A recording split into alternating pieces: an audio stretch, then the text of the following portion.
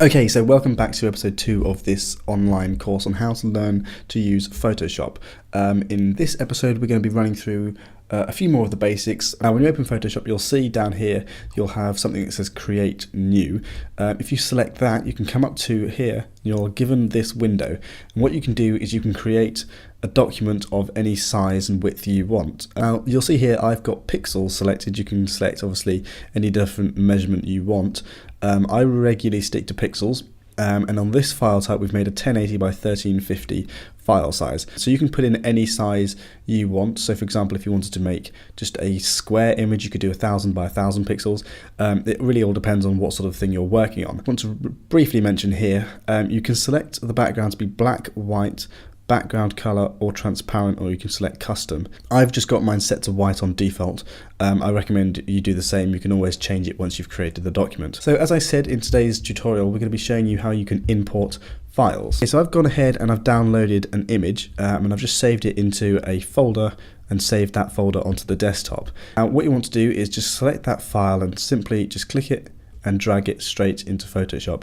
And then you can see once it's done, it just loads it up in Photoshop and it places it there for you to work with. Now what I'm going to do is I'm just going to quickly demonstrate how you can adjust the size of your image. Now when you put it in, it gives you this square.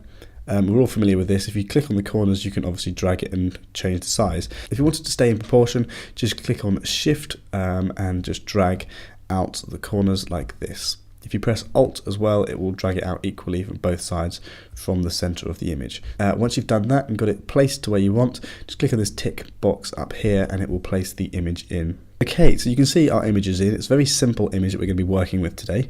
And the idea is we're going to be showing you how you can use the tool down here. Now this tool is known as a clone stamp tool.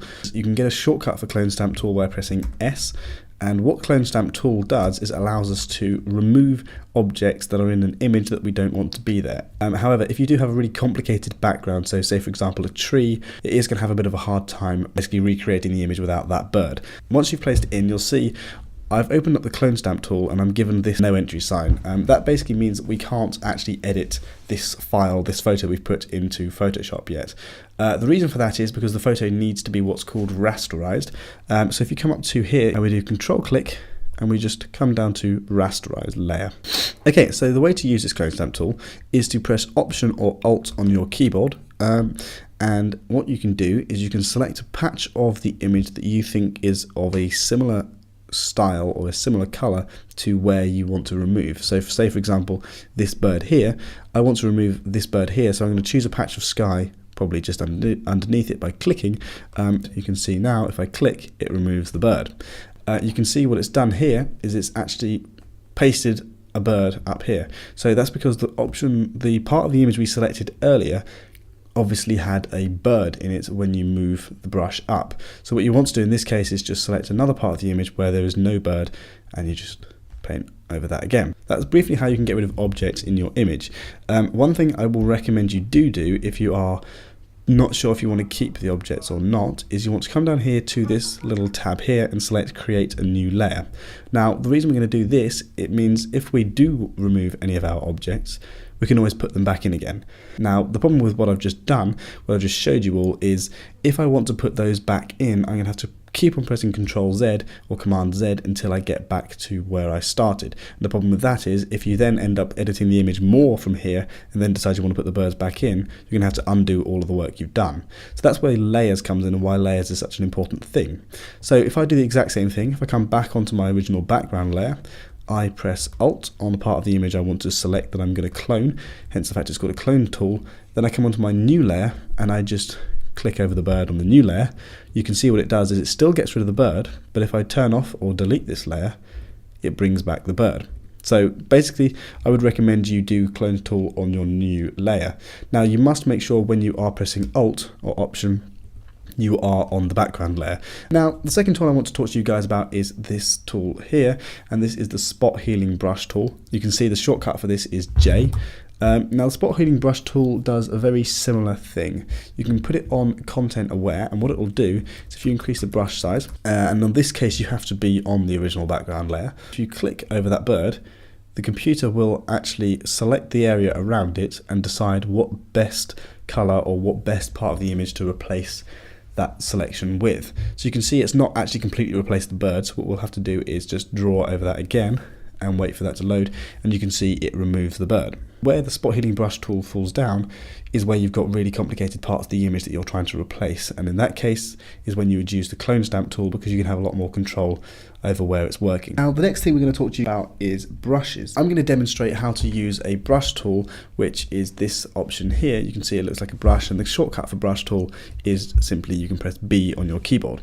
When you're using brush tool, or whenever you create something new in an image or something you're working on, always try to create that on a new layer. And every time you create a new layer, try and name it, so when you come back to it you can always remember where things are, because sometimes you'll have a document that will have 50 layers on and you have to spend ages going through to try and find a specific part of the image that you're going to re-edit. Basically what we're going to do is we're just going to come down and click create a new layer. I'm going to click on that, double click on the button up here where it says layer 1, and we're going to change that to brush. The way the brush tool works is very simple. Basically you can just draw any color you want onto your image. Now to get rid of that, I'm just going to simply just press Command Z or Control Z on your keyboard. You can also use it to make things like flares, which is what we're going to be doing today. So if you come down to here where you've got these two colors, you can see at the moment I've just got two random colors selected. A nice trick for you guys is if you press D on your keyboard, it resets these colors back to black and white, and if you press X you can switch these colors around between white and black being the foreground color. So in other words, if it's black here, that is the color we're going to be painting. If it's white, that's the color we're going to be painting. It's very simple. Okay, so we're on the brush tool. If you come down to the color palette here, and we are literally going to be able to select any color you want from here to here. If you just drag this slider up, you can then move this dot around and select any color you want. So for today's example, we're just going to click on red, and we're just going to make it this color red here. We're not really aiming for anything particular. I'm just going to demonstrate to you how you can use the brush tool. So all I've done now is I've increased the size of the brush tool by pressing the close square bracket, and again, like I said earlier, you can increase or decrease the size here, and you can adjust the hardness like this. I'm literally just going to click with my mouse and it's going to create a color. So you can see if I keep clicking, it's actually going to increase the density of that color. Now because we've got the hardness on 0, what you can see is it feathers out around the radius. As the radius increases, you get a larger amount of feather, and the number of times you click increases the density of color as the radius increases. But what we're doing is we are basically selecting red. We're then going to draw with our brush, and then we're going to come and choose a new color by pressing on the color palette down here. We're going to select an orangey color by pressing up here in this corner. We're then going to click once or decrease the brush size and then click again. So the next thing we're going to do is we're going to move it along, and we're going to choose a sort of peach color, and we're going to again make the brush size a bit smaller. Click in the center of the image. We're then just going to go to almost white, decrease the brush size a couple more times, and we are basically good to go. This is where we can use blending options. Blending options is just this drop down menu you get here above your layers panel, and usually it's set to normal. Now in this case, if you've got something like a light you're trying to create, if you're trying to create a flare, you can use these different blending options. I'll show you the difference. So if I put opacity on, I don't know, 28%, you can see the difference that makes to having that on 100% and having it on overlay. You'll try and use it to blend things into your image. In this case, if you're trying to make a flare, overlay sometimes work, linear dodge, add usually works as well. And the way to do it is literally just go through and click on each one and decide which one's the best. So some of them, for example, are going to look really weird. So if I click on vivid light, it's going to make it look really, really odd. So it's all a matter of personal preference on what you're trying to make, but mainly for things like flares, I would stick to overlay or linear dodge add. Okay, so the next thing I want to talk to you about is another blending option that you're going to use quite a bit when you're using Photoshop, and that is screen. Now, if you come down to your blending options, you'll see you have lighten and screen here. You also have darken up here. These screen and darken are two quite important blending options, and I think overlay and linear dodge add are probably the ones you're going to use the most. Now, screen and lighten will basically remove any blacks you've got in your images, leaving any other colors left, and darken will do the opposite. So if I create a new layer, and I press D on my keyboard to reset these colors back to black and white, then if I come up to filter, render, and I click clouds, all this is going to do is just create us an image that's got black and white in it. If I come up to blending options and I click on screen, you can see what it does. It's hard to see, but it actually just makes it look like this fog. In other words, it just removes the black parts of the original image that you see here. So for example, if you look at this part of the image and I come up to screen, it removes it. Now again, if I come up to blending modes, if I click on lighten, it'll do a very similar thing, but it just removes more of the image. Now the next thing I want to talk to you about is masks. Now what masks does is every edit you make to your image is always reversible, and you always want to maintain that throughout your edit. So what it does is it basically means if I select the mask here, you can see it adds this layer on top of this other one. Now when it's white, it means everything from the image that you've applied the mask to can be seen, and when it's black, it means anything that's painted black over on this layer can't be seen. So if I go onto my brush tool by pressing B on the keyboard and I select black down here, so you can press D if you want to and then press X to make black the foreground color, and I just paint anywhere on the mask, making sure this is selected, not this one, what it will do is remove the fog or the white or whatever the image is from your image. Now if I press X or make the foreground color white by coming down here and selecting white, I can paint that back in again. And all that means is, well, if I get rid of that mask, if I come onto this layer and press the eraser tool, which is this one down here, you can also press E. If I had brushed to get rid of that, I had removed it from the original image, and if I then come back to it after half an hour of more editing, I wouldn't be able to bring that back. Okay, the final thing I wanted to mention in today's tutorial is blending options. Now, the way this is done is if you've imported an image into your document, so here I've just created a new layer and I have just done exactly what we did at the beginning of the video. I pasted in an image of the moon. Now this is a moon PNG, so it's actually got no background. If you come onto your layer and do Control click or right click, you can see blending options up here right at the top. One other thing you can do is double click and it also brings up blending options as well. Now there are so many different things down here that you can mess around with. Today I'm going to be talking to you about outer glow and drop shadow and probably stroke as well. So if we just move this to the side so we can actually see the moon. Come down to drop shadow and turn that on, you can see it just gives the object that you've got a shadow. Now obviously you can come up here, you can change the opacity of that shadow so it doesn't look too obvious. If you move the distance out, it just moves the shadow away from the object. Spread is basically just about how blurred the image is, and size is obviously how big that blur is. Usually I recommend you want the size fairly large and the spread fairly small. Distance you don't want too large, and the opacity you want about 50%.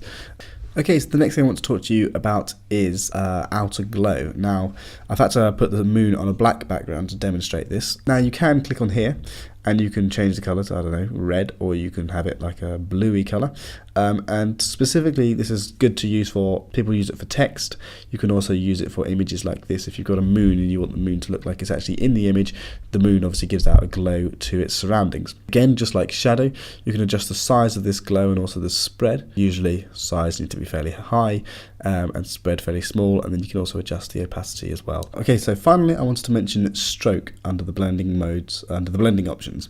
So stroke will give your image an outline in a certain colour. So you can see here I've selected blue and I've got the opacity on 100% and the size on 29 pixels. So it's just going to, and I've got it selected on position as inside. Now this is where blending modes can be really taken advantage of. You usually find you can use strokes quite a bit for text, and it does add some interest to your text. So instead of just having a normal block solid circular line in just one colour, you can come onto your blending modes and do what I did, for example there. I had it on overlay and it kind of makes it slightly transparent around the edges and adds an interesting look to the image. There is basically what we're going to cover in today's video. I'm not going to cover too much more, and in the next few videos you guys are going to learn a lot more stuff on how you can use blending modes and also some of these tools down here, and hopefully at the end of this course you will be able to create a whole image using all of the skills you've learnt in the tutorials. So I hope this tutorial was really useful for you, and we look forward to seeing you in the next episode.